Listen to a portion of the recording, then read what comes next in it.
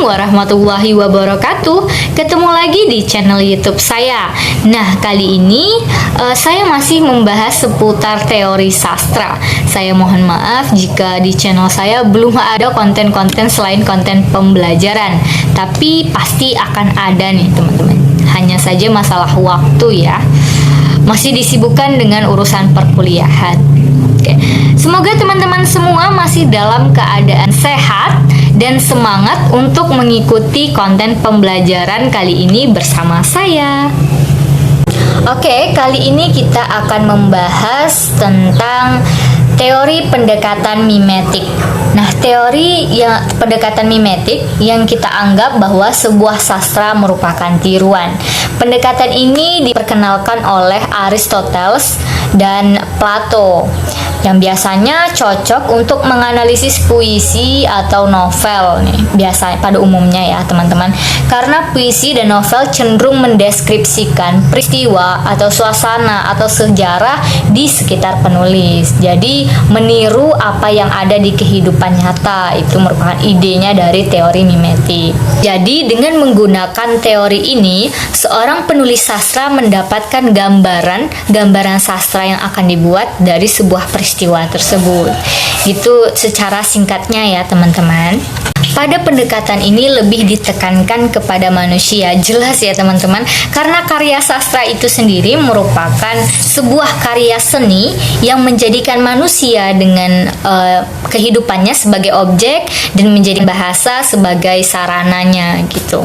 Dan dikarenakan bahwa manusia merupakan pemeran utama di dunia yang memiliki perilaku berpola, beretika, bernorma, beradat istiadat, memiliki nilai-nilai atau gagasan-gagasan atau prinsip yang meyakini bahwa suatu sastra berasal dari sebuah sejarah dan mencakup fakta-fakta gitu teman-teman.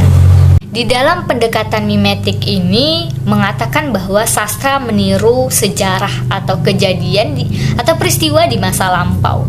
Namun sastra tidak utuh mengambil peristiwa di masa lalu itu sebagai sebuah sastra. Namun tetap mencakup kaidah-kaidah sastra seperti penulisannya dibuat menarik menarik pembaca, lalu ada pilihan kata atau diksi, lalu ada majas, tetap memenuhi kaidah-kaidah sastra. Jadi tidak utuh semata-mata sejarah di masa lalu adalah sebuah sastra, tidak seperti itu. Sehingga dikatakan bahwa fakta-fakta yang terjadi pada teori mimetik ini ditulis ulang oleh penulisnya. Jadi tidak utuh dari kejadian-kejadian di masa lalu gitu teman-teman. Jadi apa yang penulis lihat, apa yang penulis tahu, itulah yang dituangkan dalam karya sastra. Nah, lalu bagaimana peristiwa atau sejarah atau kejadian bagaimana yang layak dimasukkan ke dalam teori mimetik?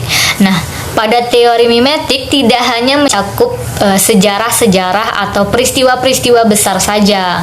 Tidak seperti hanya G30 SPKI, Bandung Lautan Api, Sengkon dan Karta. Tidak hanya peristiwa-peristiwa besar seperti itu, namun juga peristiwa-peristiwa kecil bisa dimasukkan ke dalam teori mimetik untuk menciptakan suatu karya gitu. Nah, maksud dari peristiwa-peristiwa kecil atau kejadian-kejadian kecil tadi adalah kita bisa mengangkat kejadian atau peristiwa atau sejarah dalam hidup kita yang masalah pribadi-pribadi seperti percintaan, dunia sekolah, dan lain sebagainya. Sebagai contoh itu puisi Senja di Pelabuhan Kecil. Nah, itu kan tidak merupakan peristiwa besar-besaran gitu ya teman-teman. Nah, kali ini saya akan menganalisis melalui pendekatan mimetik puisi Taufik Ismail dengan judul Membaca Tanda-Tanda. Pada puisi ini, Taufik Ismail menggambarkan peristiwa yang terjadi di Indonesia akibat ulah tangan kita sebagai manusia itu sendiri nih teman-teman. Nah, di puisi ini ada yang menarik. Nah, apa yang menarik?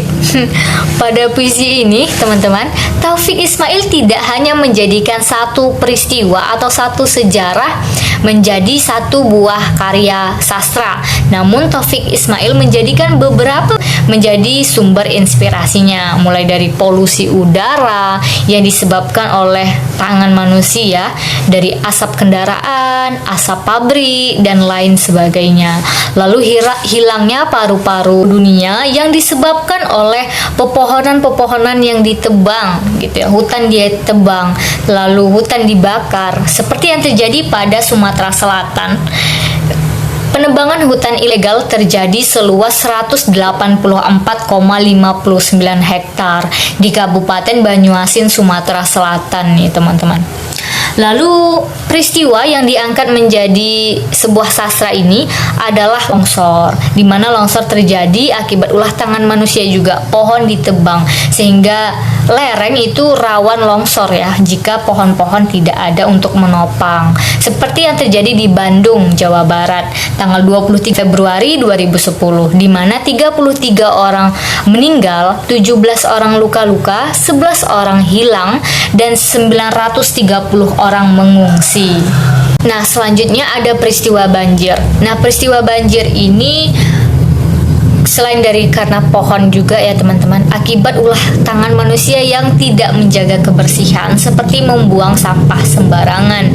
Nah, banjir ini sudah marak terjadi di Indonesia maupun di luar negeri gitu teman-teman. Selanjutnya ada tsunami.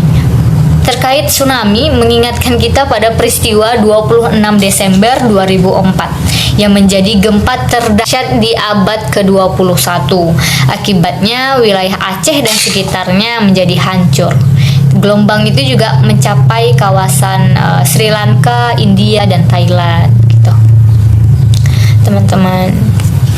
Nah, dari pencemaran udara, pemburuan liar, penebangan hutan telah membawa dan mengundang berbagai macam bencana yang memakan korban jiwa seperti gempa bumi, longsor, tsunami, banjir, dan musibah-musibah atau bencana-bencana lainnya.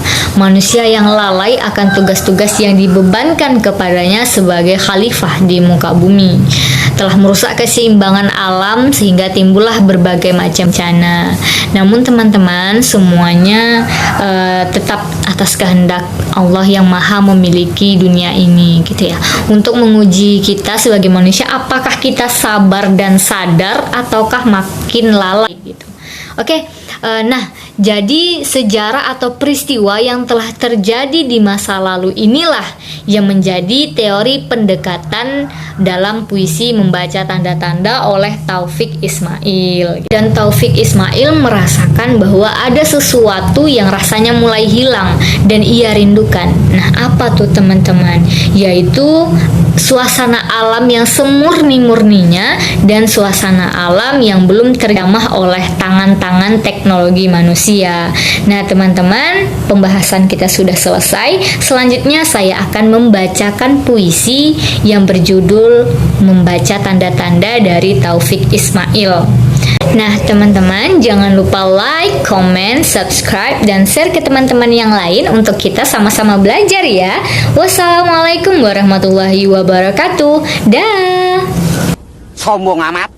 Taufik Ismail dengan goresan tintanya membaca tanda-tanda.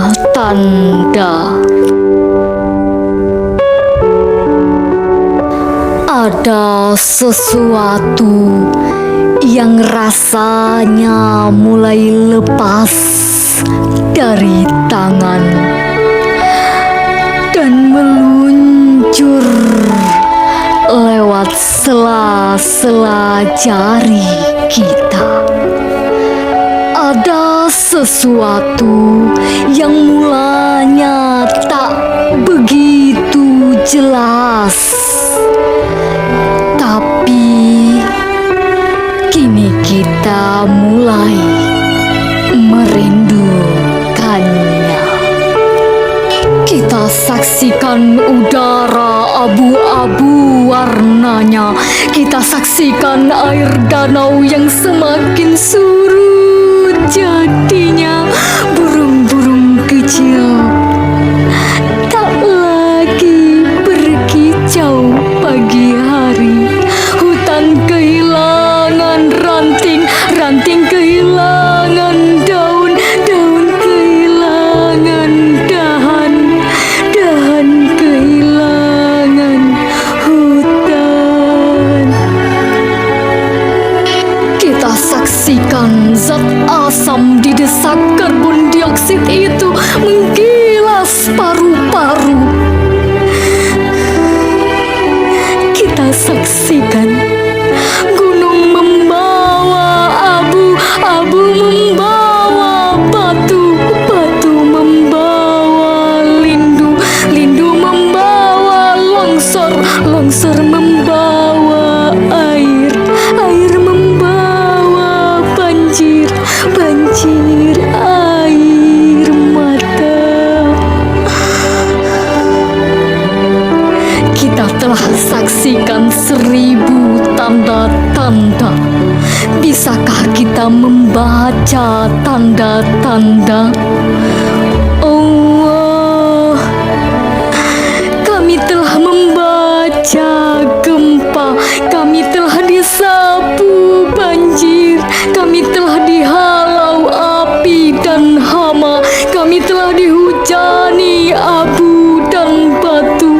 Allah, ampunilah dosa-dosa kami, beri kami kearifan membaca tanda-tanda, karena ada sesuatu